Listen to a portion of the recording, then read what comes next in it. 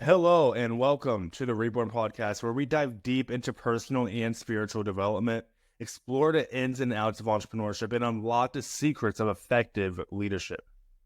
I'm your host, Tony Bouchers, and I'm thrilled to have you with us today.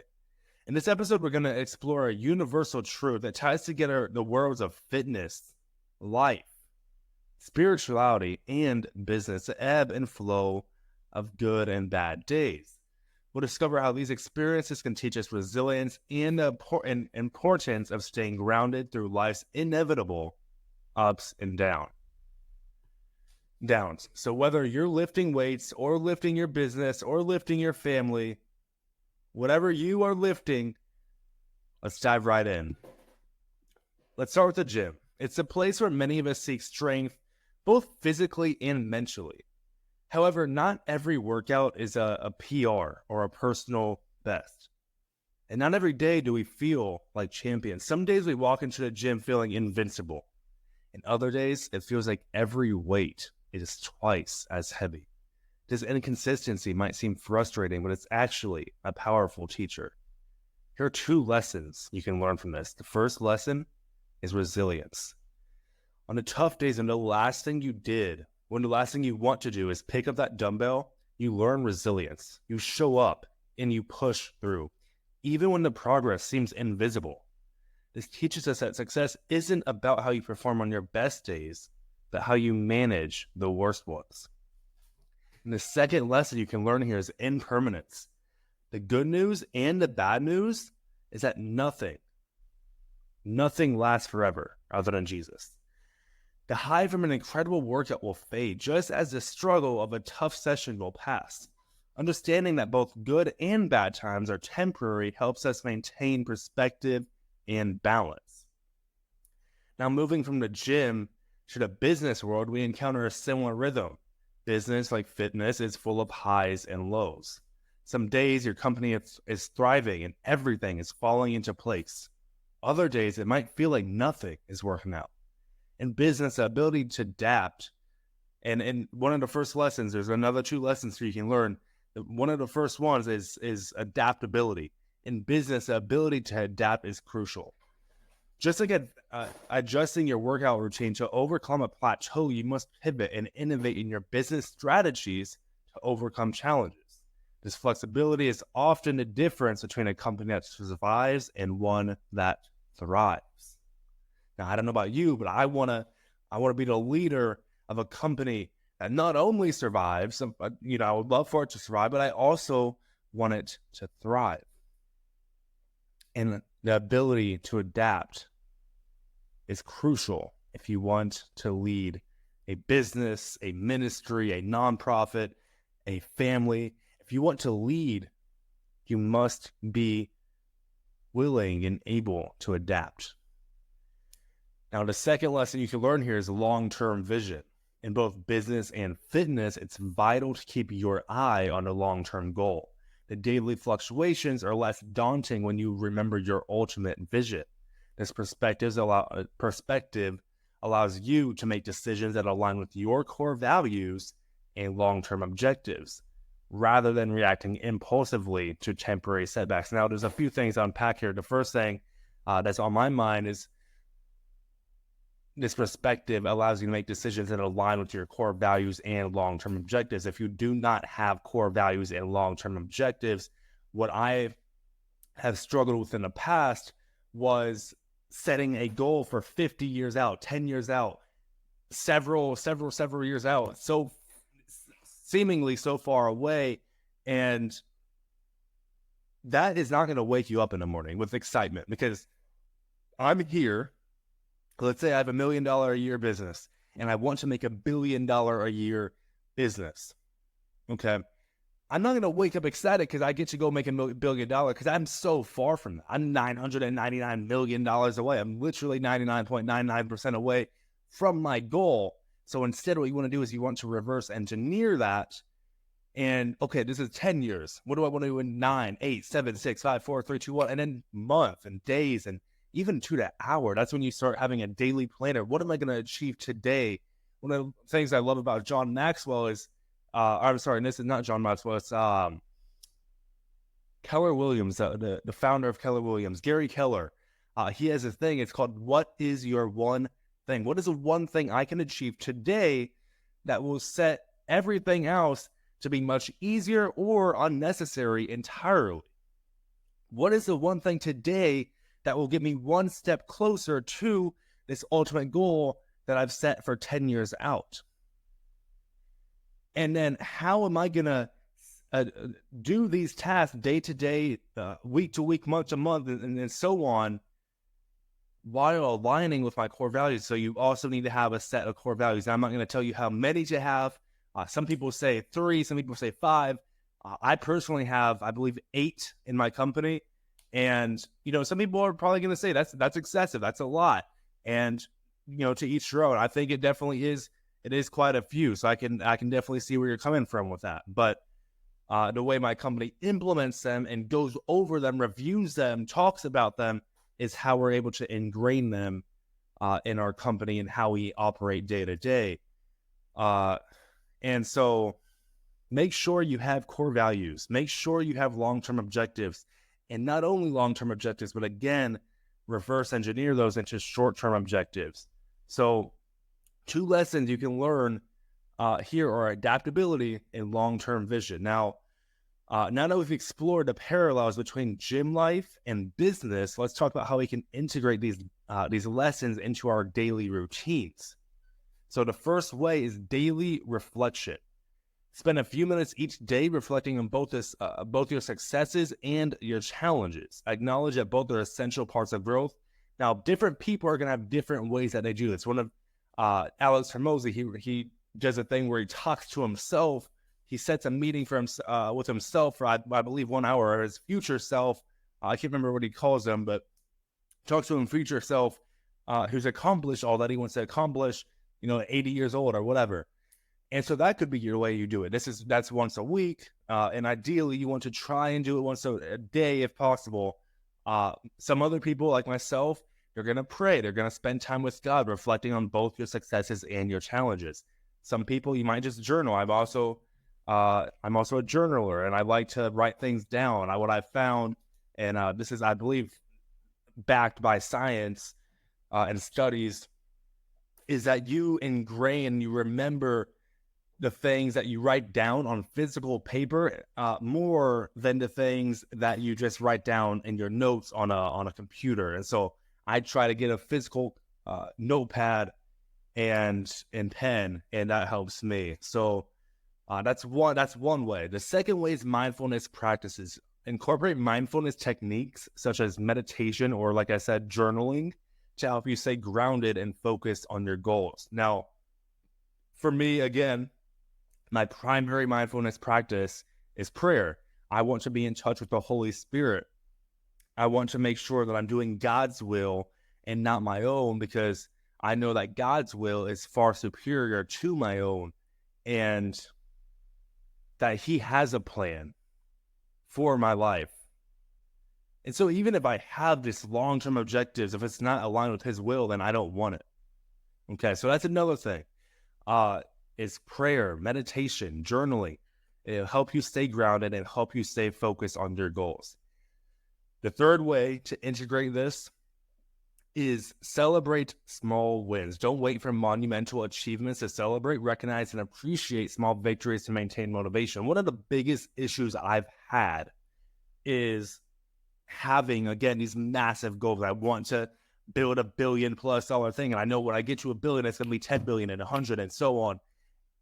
And when I compare myself to my future self, I feel tiny. I feel like, man, I'm so far from where I want to be. But if I compare myself to who I was a year ago, 6 months ago, 3 months ago, I'm like, man, I have grown so far. And my company, God willing, will be at least at 6 figures a month in revenue here by the end of the year. We're right there knocking on the door. So praying for that to happen here soon, and we'll see if it is God's will and if it will be.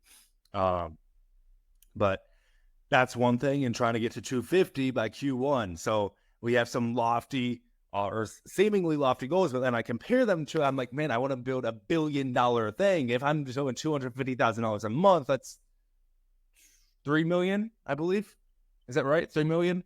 So it seems small. It's like, okay, I'm still 997 million away. How do I get to this $1 billion thing? And but I think it's crucial to celebrate and appreciate your small victories, to maintain motivation, make sure your mental health is in check. I think one of the most important things, if not the most important thing, other than Christ and spirituality, is your mental health.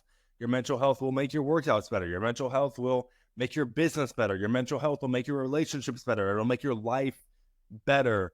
And so make sure you are doing what you can to keep up your mental health. Otherwise, it's going to negatively impact all areas of your life. Now, the fourth way is to seek support. Now, whether it's a gym buddy or a business mentor, surround yourself with people who uplift you and challenge you. One of the most cliche things you'll hear on the internet is the 5 people you surround yourself with are the equivalent of who you will become. And what I've found is that it's exactly true. I used to, in high school, I would hang out with people who were drinking and smoking and kind of throwing their lives away.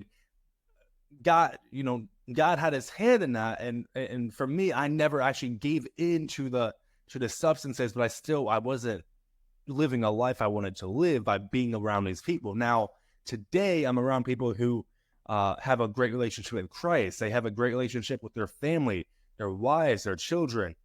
They have a great business or a great calling. God's calling them to. Not all of them are business owners.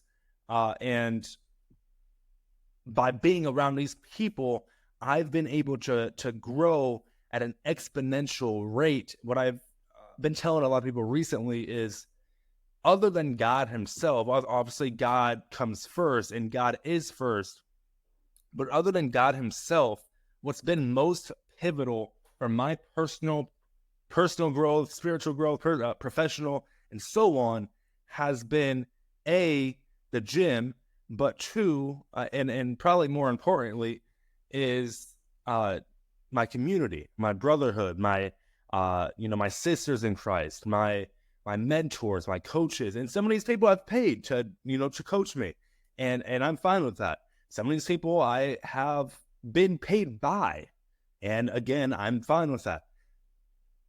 But that doesn't mean that now, because we exchanged finances, we're just all of a sudden in a transactional relationship. So I strongly encourage you to find a gym buddy. Is great. I think I personally work out by myself, but I've definitely found when I am with a buddy, it's much easier to push that last ounce of strength you have. And definitely, if you are in business or leadership, or again, if you even want to have a family, find someone who has done what you want to do. So I'm blessed with people who are successful in business and they're successful. They have a great family and they have a great relationship with Christ. And so I'm blessed to have all these people kind of in one person.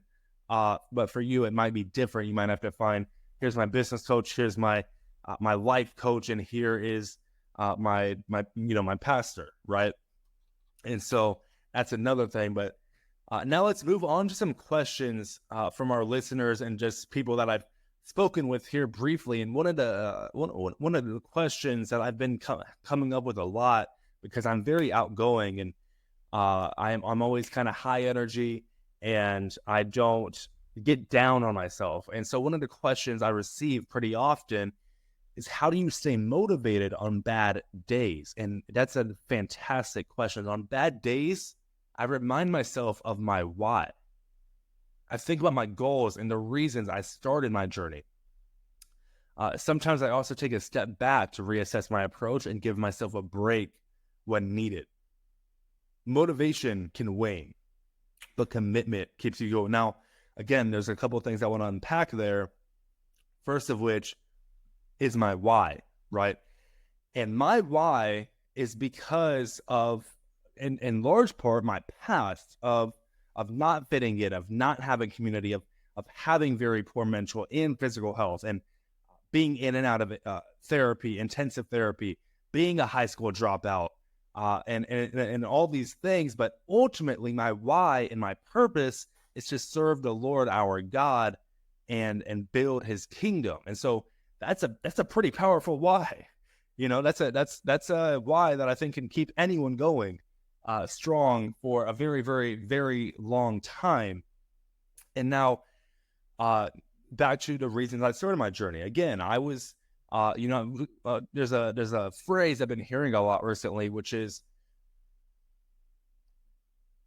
God prefers to choose the ones who are not qualified, the ones who did come from substance abuse, the ones who did come from porn addiction, the ones that did come from, I don't know, they were a murderer. Like, you look at the Bible and you're like, man, how did this guy get chosen by God after what he did in his past? And what I found is, even for me, like, I think of the story Abram, or actually, one of the stories I relate to the most in the Bible is Simon Peter. And, his name was Simon, and God, or Jesus, changed it to Peter. And I used my legal name as Antonio. I went by that my entire, 18 and a half years of my life. But somehow recently, I started going by Tony a couple years ago. And I didn't realize until maybe a couple months ago that, hey, that was probably a God thing. That, like, when people call me Antonio anymore, it doesn't feel, it just, like, that's not my name, right? And so that's one thing, is remembering why I started. And my why is to serve the Lord and build His kingdom and disciple and so on. And again, taking a step back to reassess my approach and give myself a break when needed. What I like to do tangibly, if I'm getting kind of, to a point where I'm not being productive in my work, like throughout the day, I like to switch from mental to physical energy. So I'll go on a walk, depending on what my day looks like. If I have time, I'll go to the gym, like just in the middle of the day, and then I'll finish my day after the gym, and that can really re-up my energy. And so that's one tangible item you can take away from this. Now, the second question is, what do you do when your business is in a slump? So what I say to this is, when business isn't going well, I focus on the fundamentals. For me, there are pretty much two major moving parts in my business. And so I analyze what's working and what's not, and I lean into the aspects of the business that are still strong. Now, ideally, depending on where you are in your business, especially the further along you get, you want to be tracking metrics. You want to have KPIs, key performance indicators, and you want to be able to measure, okay, this is not working objectively. The numbers show this is not working. Okay, so what am I going to do? I'm going to do what works based off the numbers, not based off my feelings. And then additionally, seeking feedback from customers and team members can provide new insights and solutions. So I talk to my team. I'm like, hey, why is this not working? And it's, okay, it needs, more rehab than we thought. It needs, the ARV is lower. And these are just, a few different numbers from, the type of business I'm in as a real estate investor. But obviously it's going to change from business to business. So that is pretty much it. When business is not going well, I focus on the fundamentals. Make sure the fundamentals are working. And, I think of, you always hear people say, you see these athletes or whatever that want to be fancy, right? And great. I think of Lance Stevenson, but where are the fundamentals? Because Jordan can also be flashy, can also be fancy with how he's dribbling or passing the ball or shooting the ball or doing a layup or whatever. But he also has the fundamentals. And so the fundamentals are where everything starts. The fundamentals are your foundation. So with that said, thank you so much for tuning into this episode of the Reborn podcast. I hope these insights inspire you to embrace the highs and lows in your personal and professional life. Remember, It's not about avoiding the bad days, because that is not possible. Statistically, 50% of your days are going to be below average. Okay, so you cannot avoid the bad days, but learning from them should create a stronger, more resilient version of yourself. Do not avoid them. Use them. If you enjoyed today's episode, please subscribe and leave a review. Feel free to shoot me a DM on Instagram or Facebook, and I will get back to you as soon as I can, and we'll put it into a future episode. Until next time, keep pushing forward and stay reborn. Thank you so much for watching.